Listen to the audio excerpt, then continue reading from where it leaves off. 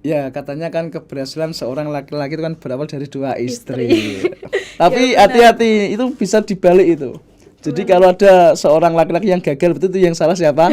Doa. Juga enggak ya Oh, ini bukti-bukti bahwa wanita itu nggak mau kalah. Jadi kalau keberhasilan seorang laki-laki itu berawal dari doa Doa istri. istri. Kalau ada laki-laki yang gagal, itu yang salah adalah doa. suami.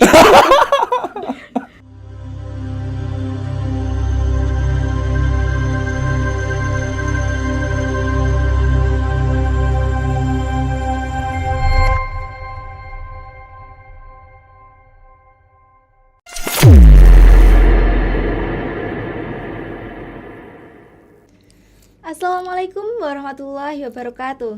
Kembali lagi di podcast Miftahul Ulum TV. Mendengar, belajar, berkolaborasi. Nah, di episode kali ini kita akan sharing-sharing mengenai pengalaman inspiratif dari seorang pemuda di Indonesia. Di zaman yang terus berubah ini, semangat pemuda menjadi salah satu kunci utama untuk kesuksesan di masa depan nanti. Semangat muda bukan hanya tentang usia, tetapi bagaimana kita menghadapi dunia dengan penuh energi, inovasi, dan perubahan serta keberanian. Nah, ini adalah keberanian kita untuk mengejar impian dan belajar hal yang baru, serta tekad untuk membuat perbedaan. Oke, nah di tengah-tengah kita sudah ada narasumber kita yang hadir pada malam hari ini. Mari kita sambut, itu Kak Deimul Huda. Ya. Selamat malam Kak Deimul Huda. Selamat malam Kak Angel. Wah, ini auranya masih semangat pagi nih. Ya meskipun harus jam semangat malam. pagi itu ya. Dimanapun berada. ya waktu apapun itu semangat harus pagi itu. Iya. Pokoknya kalau sudah istirahat baru itu off itu. Oke, gimana kabarnya Kak? Alhamdulillah Kak Angel. Hari ini sehat walafiat dan tentunya waras Kak Angel. Karena banyak ya, orang yang sehat cuman kadang tidak waras gitu. Tidak waras itu karena apa itu ya? Ya mungkin kadang diri kita sehat, cuman kadang pemikiran kita yang kurang waras. Jadi Iya. itu yang perlu kita syukuri, berarti kita dalam keadaan sehat. Iya, Dan tentunya alhamdulillah. pemikiran kita adalah sehat juga gitu. Amin. Kalau orang Jawa kan mengatakan waras itu kan lawannya dengan edan itu. Oh ya, Iya. lanjut. Ini kelihatannya tambah keren, tambah semangat mudanya mengembara ini Oh Kakak. gitu, apa ya? Wah, ini kayaknya nih Kak Angel ini diam-diam memperhatikan saya ini. Nggak Enggak, memperhatikan ya. tapi tampak di depan. Oh gitu. Ya kemarin hanya baru apa itu, potong rambut itu aja. Oh, Biasanya potong saya rambut. kalau sudah pusing itu biasanya faktornya tuh rambut ngaca, sudah sebel dan sebagainya, sudah semrawut itu akhirnya saya harus memastikan segera potong rambut itu. Iya. Oke, jadi pemirsa, beliau ini merupakan salah satu pemuda yang mempunyai jiwa kewirausahaan. Selain itu, beliau juga aktif dalam beberapa organisasi tentunya. Oke, sebelum kita mulai agar audiens kita lebih mengenal narasumber, kita akan meminta satu fun fact nih. Oke, apa fun fact ini ya? Klasik, biar hidup kita asik gitu. Wah, kata hari ini. Oke. Iya. Udah cukup itu aja Kak Angel. Cukup. Oke, di sini nih Kak kita akan sharing-sharing nih mengenai generasi Z menghadapi tantangan dan peluang di masa depan. Nah, sebelum kita masuk ke pembahasan, mungkin Kak Daim ini bisa menceritakan pengalaman-pengalaman kakak nih dari awal sampai ada era digital ini. Ini pengalaman apa nih Kak Angel ini? Ini pengalaman kan banyak itu. Kita jatuh dari becak jumplang itu termasuk pengalaman, naik jambu Oh iya, bisa, tangan bisa, patah bisa. itu kan pengalaman Iya. itu. Pengalaman apa ya? Ya jelas saya mengikuti alur kehidupan aja. Jadi kalau tadi saya disebut apa tadi? Pendidik dan wirausaha itu, kalau wirausaha itu saya muncul tuh mulai kelas 11 SMK. Wah, Itu pertama kali saya tuh lihat, pokoknya kalau ada peluang yang menghasilkan profit itu biasanya saya agak tertarik.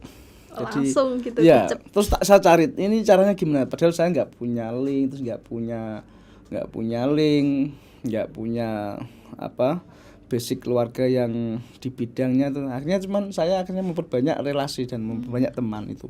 Iya. Terus mulai dari mungkin usaha di percetakan, kemudian di dunia apalagi ya organisasi, terus di dunia pendidikan mungkin saya hanya terobsesi dengan orang lain yang tentunya juga tidak lepas dari restu dan doa orang tua. Itu ya. Cuman saya suka mencoba hal yang baru tuh. Wah. Kalau orang lain bisa, kenapa kita tidak itu? Itu biasanya saya motivasi itu. Berarti ini Kak Daim ini memulai dari masih sekolah ya? Saya dulu sekolah dulu, saya tuh dulu diajak montongin kertas itu untuk acara dekorasi, itu sering dekorasi. Terus akhirnya ada kertas-kertas yang tersisa itu akhirnya saya rangkai, saya membuat elemen atau membuat pilar atau membuat apa itu akhirnya saya rakit dan saya pasang. Dan kaligrafi saya ketika saya membuat kaligrafi dari kertas astro waktu itu sampai sekarang masih di rumah saya. Masih. Dan saya pun kalau lihat itu malu tuh. Begitu jeleknya itu pun berkembang dari manual terus berbicara tentang dekor itu saya akhirnya sampai ke desain MMT digital dan printing dan sebagainya itu pernah alami seperti itu ketika saya kelas 11 SMK kalau nggak salah itu mulai. Itu sampai sekarang iya. Dan itu pun dulu saya belum motor juga enggak punya, HP juga enggak punya. Yang punya HP tahun 2007 itu orang-orang tertentu, teman-teman saya itu yang punya hanya orang-orang tertentu saja. Dan itu pun masih ponik-ponik tuh HP-nya dulu yang punya itu. Yang sekarang sudah canggih, anak SD pun sudah punya HP, sudah punya sendiri. Itu kayaknya sebatas itu sampai sekarang. Terus pengalaman dia itu di pendidikan juga ikut teman-teman harusnya itu. Mungkin dari pengalaman pendidikan selain ke pendidikan akademik, mungkin ada yang di non akademik. Pendidikan apa ya di sini? Mungkin saya karena masuk di organisasi di Gerakan Pramuka ya. Itu mungkin saya juga ikuti dari awal. Terus ada pendidikan yang harus diikuti ya saya ikuti aja. Mungkin dari mulai kalau di pramuka itu, di dunia pramuka itu mulai dari KMD, KML 2 kali, terus lanjut KPD, yang terakhir nanti KPL, tapi belum nih terakhir nih. Ini mau diusahakan ini. Teman saya ada yang ngajak terus, ayo berangkat lagi KPL di Jakarta atau di Cibubur atau di Warnas, itu misalnya itu. Jauh sekali berarti. Ya, itu motivasi termasuk teman saya yang menyupport saya. Itu kalau di dunia non akademik, di dunia kepramukaan ya. Kalau di di organisasi lain juga saya ikuti diklatnya. Saya tuh menikmati prosesnya sebenarnya. Coba kita ikuti itu aja. Apa sih yang memotivasi kakak untuk ikut dalam semuanya? Kan termasuk di pendidikan iya, di organisasi iya, bahkan semua itu kakak ikutin semua. Itu sebenarnya itu hanya alat untuk memperbanyak relasi dan memperbanyak teman saja. Karena kalau orang Jawa itu mengatakan semakin banyak teman, semakin banyak kawan, itu semakin lebar sayap kita. Iya benar. Ya. Kemanapun kita pergi kan kita akan butuh sayap yang besar untuk bisa terbang setinggi langit setinggi apapun itu. Itu karena banyak teman di situ akhirnya mencoba itu saja sih Kak. Nggak ada yang ya kalau ini baik alhamdulillah gitu. Ini syukuri aja gitu. Oke. Ngomong-ngomong Kak Daim ini pernah ikut lomba ya kayaknya, video dokumenter nih. Lomba sering ya, dokumenter pernah dulu tahun berapa tuh 2022 ya. Kalau nggak salah 2022. Kalau enggak 2022 ya 2023 awal. Saya kok lupa saya. Ya saya pernah dulu kemarin ikut lomba yang dilaksanakan oleh Dinpora. Iya. Dan ternyata itu alhamdulillah mendapatkan juara 3 nih pemirsa. Selamat Kak. Alhamdulillah. Okay. Ya. Izin mau ditontonkan boleh ini? Oh boleh enggak. Oke. Ini adalah sekilas mari kita saksikan video dari Kak Daim ini yang kemarin mendapatkan juara 3. Oke.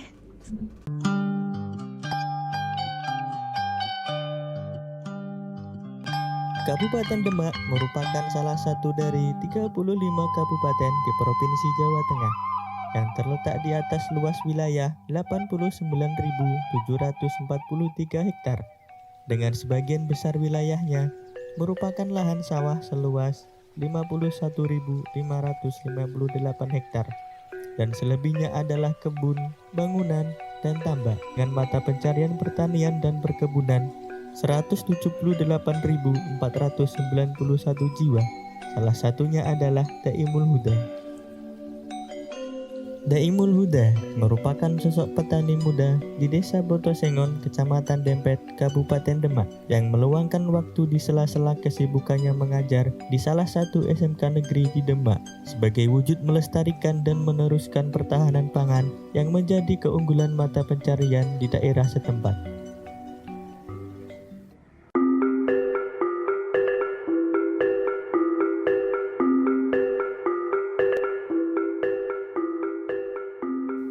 Baginya, petani merupakan satu di antara profesi yang paling mulia di sepanjang masa.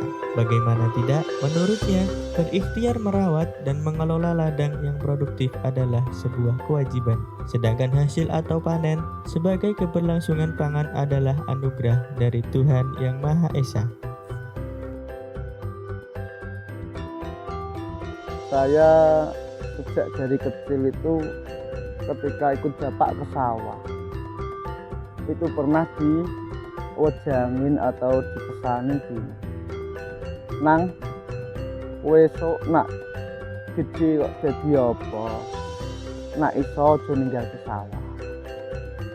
Nah, mulai dari sejak itulah saya bagaimanapun keadaan, di bagaimanapun kesibukan saya, ya saya menyempatkan untuk bertani atau di sawah.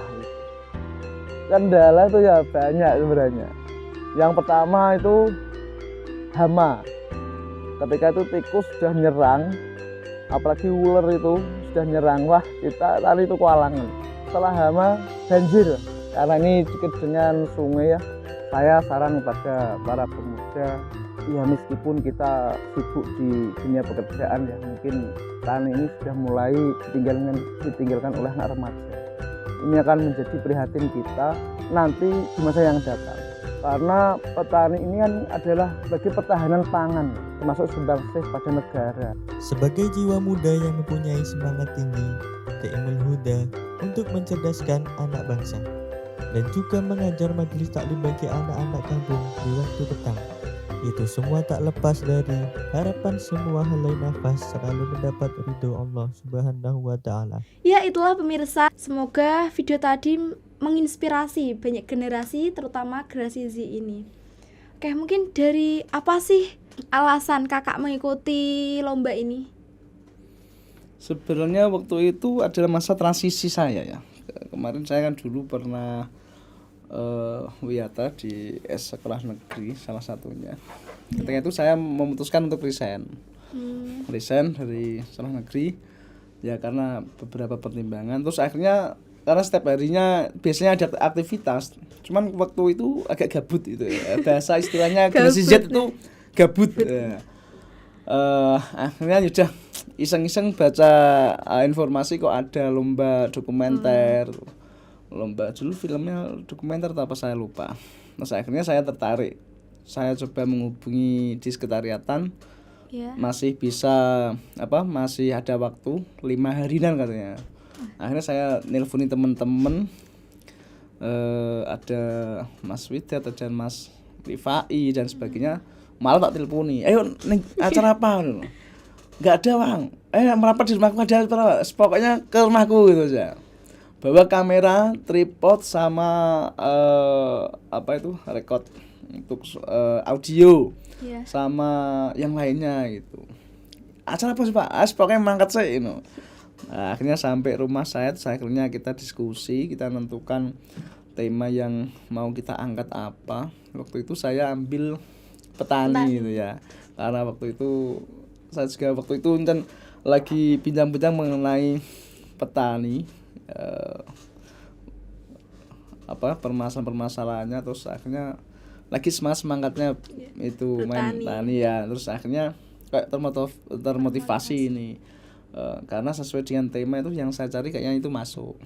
Akhirnya saya garap malam itu, kita garap konsep, terus sama semuanya, alur ceritanya semuanya, terus paginya kita mulai action, itu aja. Nggak ada, cuman syuting berapa hari, cuma 3 hari, 2 hari ya, 2 hari, terus 2 hari editing, terus ada kurangnya lagi kita ambil gambar lagi, terus udah kita kirimkan itu. Wah, selama 5 hari mulai dari konsep dan ya 5 hari ya 5 hari. Keren. Dan itu pun kita langsung menghubungi pihak-pihak terkait yang ada di situ, terus udah deal ya, kita langsung action itu aja. Sebenarnya itu nggak bagus-bagus amat bagi saya, cuman kita hanya pintar baca peluang saja itu. Ya benar. Ya. Oke, nah Kak Daim ini kan sangat semangat sekali kan, mulai dari kegiatan apapun nih, untuk memunculkan semangat pada diri kita itu gimana sih Kak? Ya kadang saya tuh juga bingung merasakan mana yang hiburan dan mana yang kerjaan itu. Ya saya anggap semuanya ini adalah hiburan bagi saya, terus termasuk mendidik juga hiburan sebenarnya. Kapan kita bisa menyapa anak-anak dengan karakter yang berbeda, itu kadang lucu gitu aja. Saya mengamati itu aja. Terus kumpul dengan teman, kalau saya kayak nongkrong di bawah lampu, terus nggak ada manfaat, itu kayaknya saya juga nggak cocok. Akhirnya saya obrol dan angkringan itu saya pindahkan ke organisasi, saya lampiaskan ke situ. Sejelek-jelek apapun kan pasti ada positifnya. Iya. Ya hanya itu aja. Organisasi itu hanya sebagai ibadah sosial itu. Ibadah kan ada ibadah spiritual dan ibadah sosial gitu. Iya, Ya mungkin ibadah sosial kita lewatkan di organisasi itu. Di Ansor, di Layisnu, kebetulan teman-teman banyak yang di sana, akhirnya saya udah arah ke sana itu yang mendasari di keaktifan organisasi bagi saya. Oke. Kak Daim kan mungkin dari awal sudah di dunia pendidikan, bisnis ataupun organisasi. Nah, itu kan pasti ada tantangannya Kak ini. Baik dari luar maupun dalam, itu apa saja Kak? Tantangannya apa? Ya cuman kadang saya juga merasa tantangannya bagaimana kita mengatur juga waktu dengan keluarga. Itu yang paling sulit. Kadang saya tuh diingatkan istri saya, kapan jalan-jalan itu aja. Terus akhirnya saya juga kadang ternyuh. Ya ternyata saya juga jarang ngajak waktu anak, berkan itu aja. Akhirnya saya maksimalkan ketika saya di rumah, ya mencoba kumpul dengan anak dan istri.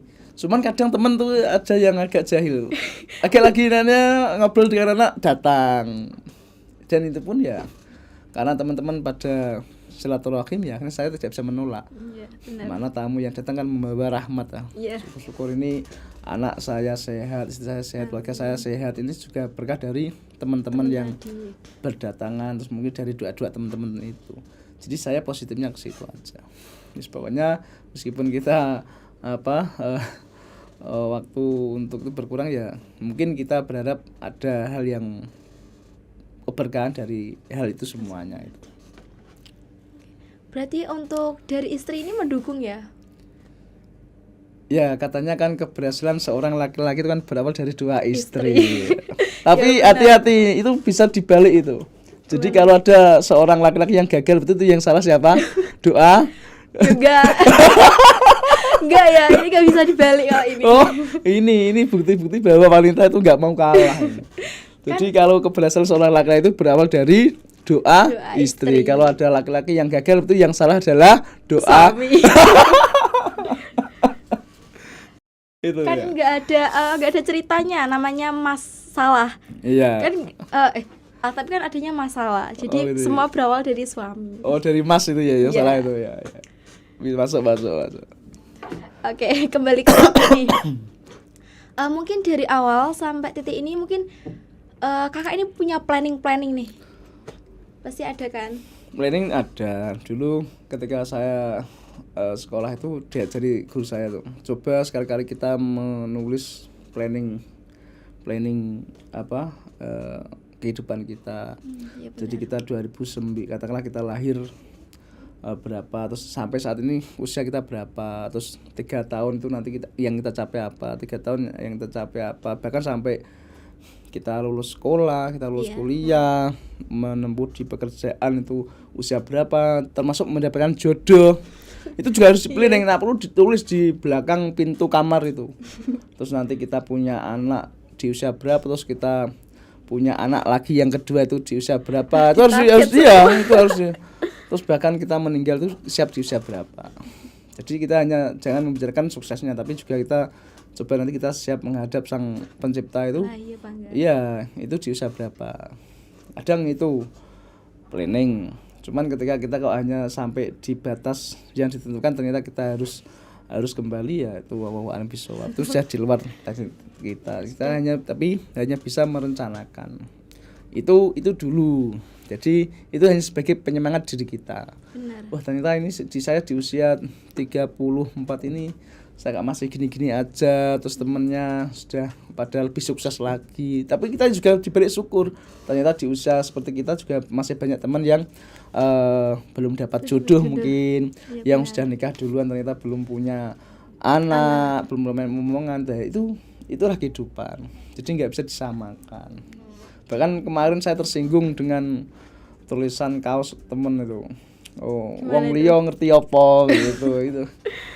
Jadi intinya itu yang menikmati ya kita sendiri. Bagaimana kita mensyukuri itu aja. Iya, benar. Mungkin ada planning kakak yang belum bisa dicapai hingga saat ini. Planning apa ini ya? Ya mungkin masih kurang bisa membagikan belum bisa membagikan orang tua sepenuhnya. Mungkin dengan ini apakah orang tua juga sudah bahagia apa belum, kita kayaknya belum ya. Jadi kita berlomba-lomba bagaimana cara kita membahagiakan orang tua. Itu yang jelas itu. Mungkin kedepannya kak yang ingin kakak lakukan, mungkin ke depan yang bisa kakak usahakan untuk mencapai tadi yang belum tercapai. Apa nanti ya? Ya kita berikhtiar aja dulu lah. Semua apapun yang kita lakukan, kita niatkan yang baik-baik itu aja. Itu aja. Oke. Ini kan dari awal sampai ini kan kakak sudah menempuh banyak hal nih. Apa sih yang menjadi support system kakak ini? Ya semangat diri kita sendiri. Ya itu. Selagi ada orang tua, udah kita selalu terbuka dengan orang tua.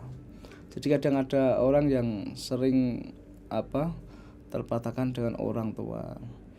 Itu kalau saya dulu memutuskan ketika saya minta, katakanlah dulu saya minta kuliah itu nggak di ACC orang tua. Terus ketika saya minta motor juga nggak di ACC. Itu bahkan saya nangis itu waktu itu. Pernah itu. Jadi apapun yang kita lakukan tuh kita libatkan orang-orang yang di sekitar kita. Coba kita saling terbuka di mana sehingga orang-orang terdekat kita tuh ada kepercayaan dengan diri kita. Itu bahkan ketika saya minta untuk kuliah itu orang tua tidak di ACC itu yang pertama. Yang kedua, terus saya ketika dengan orang tua saya punya trik, ketika saya melampiaskan keinginan saya itu saya matikan lampu. Biasanya orang tua saya itu kalau tidur di depan itu kan, kalau di orang desa kan di depan di televisi itu. Di TV ya, di depan TV itu tidur. Ketika saya itu pura-pura tidur itu. Jadi saya tahu jadwal istirahatnya bapak jam berapa. Akhirnya saya ketika mati dilampukan, lampu dimatikan, truk. Orang tua akhirnya mapan turu itu bahasanya apa itu? Ya, ketika hendak tidur akhirnya saya bilang, "Bapak," gitu. "Yo, lapong." Akhirnya saya di malam itu, berarti ketika itu lampu gelap, adanya hanya suara saja. Saya nggak tahu bapak itu menghadap saya atau tidak. Akhirnya saya hanya menyampaikan unek-unek saya. Itu bahkan nangis itu kan orang tua juga tahu saya nangis apa tidak itu.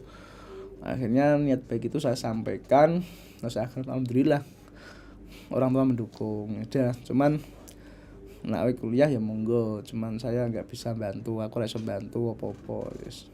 Soalnya tak dungakno tok gitu. Dari itu akhirnya udah berawal, akhirnya apapun kondisi kita, apapun yang mau kita lakukan ya libatkan orang-orang terdekat kita.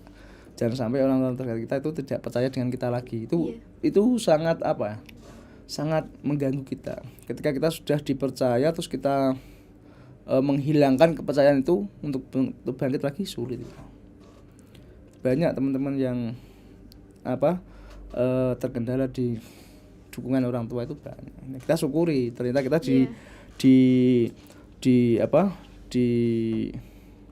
posisikan di mana orang-orang terdekat kita itu saling mendukung. Itu saya. Ya, support itu harus ada. Iya, penting. bagaimana kita mengambil peluang dan semangat diri kita sendiri gitu. Oke, nah sekarang kita masuk ke pembahasan inti nih Kak. Loh, ini belum inti berarti Kak Ajur ini? Belum, masih lama ini. Masih 2 jaman kayak. Aduh. Jadi di sini kita santai-santai sharing-sharing lagi. Oke, siap. Oke. Ini kan sempat viral nih Kak. Beberapa waktu lalu sempat dikabarkan di media sosial, dimanapun itu membahas tentang generasi Z. Menurut Kakak ini generasi Z ini generasi apa sih? Ini sebenarnya kalau generasi Z kita ambil positifnya ya, karena ini kita dikenalkan dengan teknologi ini sejak kecil. Saya pasti orang generasi Z ini orangnya pintar-pintar, cerdas-cerdas. Amin. Iya, betul itu. Cuman ada yang perlu dibatasin, ada yang perlu diperhatikan, ada beberapa hal yang perlu diperhatikan. Terus dulu ketika saya kecil itu kita belum tahu, kita belum bisa melihat Jakarta, kita belum bisa melihat Surabaya katakanlah. Tapi dengan teknologi yang sekarang kan kita bisa melihat Jakarta, IKN, Kalimantan, tari tradisional. Kalau dulu kita hanya anak-anak harimau itu punya taring, terus raja hutan dan sebagainya. Benar. Mungkin dilihatin gambarnya aja. Tapi sekarang ketika kita sudah dikenalkan harimau, kita sudah bisa menggambarkan harimau itu sifatnya bagaimana, sampai detail anak sekarang itu bisa. Cuman ada sifat ketergantungan sedikit di generasi Z ini. Kadang ada orang yang sangat cerdas sekali, tapi ketika pegang HP, tapi ketika paketannya habis ya udah pikirannya juga nol. Ya itu harus bagaimana disikapi untuk itu yang jelas. Untuk terus kalau kita mau jual produk. Kalau dulu itu ketika saya sekolah dulu tahun 2008 katakanlah menawarkan sesuatu barang itu door to door. Mungkin di sana ada sasaran, ketika itu katakanlah contoh kita menawarkan sebuah produk undangan, itu kita door to door ke rumah-rumah. Tapi sekarang cukup kita posting saja, pasti dari 200-300 pemirsa itu ada yang tertarik, pasti itu. Saya sering ketika ada hal yang menarik posting, pasti ada yang pesan, pasti. Nah itu kelebihan di generasi Z ini. Jadi bagaimana kita memanfaatkan teknologi yang canggih ini dengan adanya internet yang sudah dikenalkan mulai dari sejak usia muda ini ya, gitu. Nah, tapi kan ini kan akhir-akhir ini Kak, label Z ini kesannya agak negatif ini. Anak sekarang ini inginnya instan, terus lembek, gak mau usaha, dikit-dikit healing. Itu menurut Kakak gimana? Setuju apa enggak ini?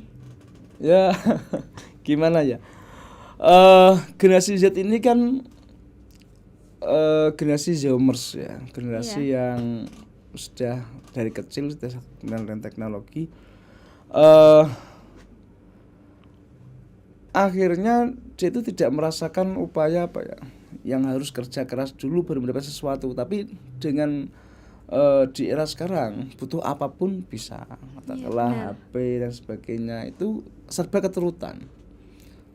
Maka dari itu tidak menutup kemungkinan kalau generasi Z ini bisa dikatakan mudah rapuh lah, mudah rungkat lah. Aduh, rungkat. Iya, itu bahasanya anak milenial itu. Jadi terus apa ya, untuk kreativitasnya juga selain teknologi itu juga kurang. Nah, itu sisi apa ya, kekurangannya. Tapi kelebihannya yang jelas generasi Z itu lebih cerdas, pintar. Cuman karena konsumsinya itu kan generasi Z itu kan sebenarnya besar sebelum pada waktunya. Iya benar. Katakanlah apa ya, kalau di media sekarang itu kan teknologi internet khususnya itu kan selalu menyodorkan hal-hal yang baru. Iya benar. Tidak mengenal usia. Jadi kalau ada anak kecil pegang gadget itu kadang tertarik. Wah, jadi anak kecil saya itu sudah tahu loh, pacarku Farel Prayoga gitu. Terus saya tuh tertawa sendiri gitu. Apa ya?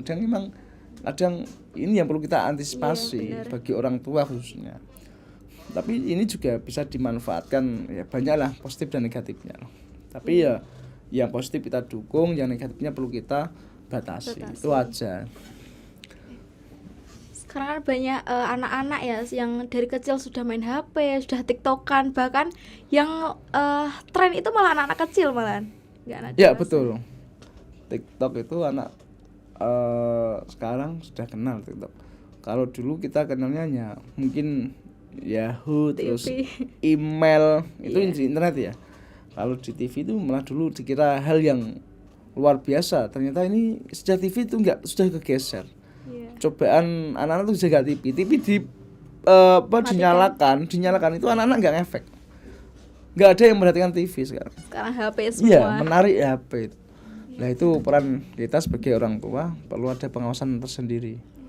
Itu saya juga tidak tahu nanti 10 tahun yang datang ini bentuknya seperti apa. Iya, yang jelas generasi tantangan hidup ke depan juga itu lebih apa ya, lebih menantang bagi kita. Ya, kita berharap semoga ini selalu baik-baik saja. Ya, amin.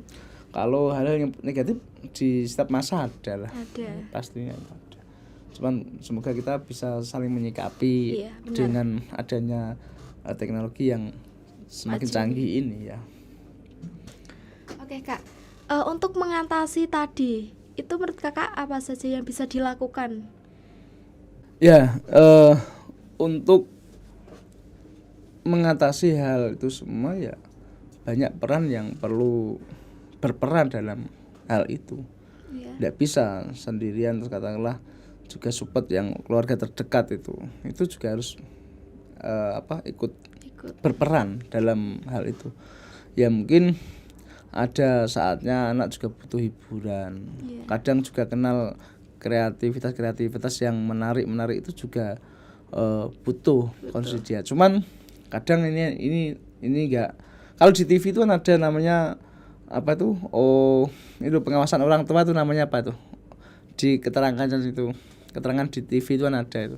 Nah itu HP itu butuh banget kita cek track record anak kita yang history itu yang kita yang di akses itu apa, kita harus tahu itu aja.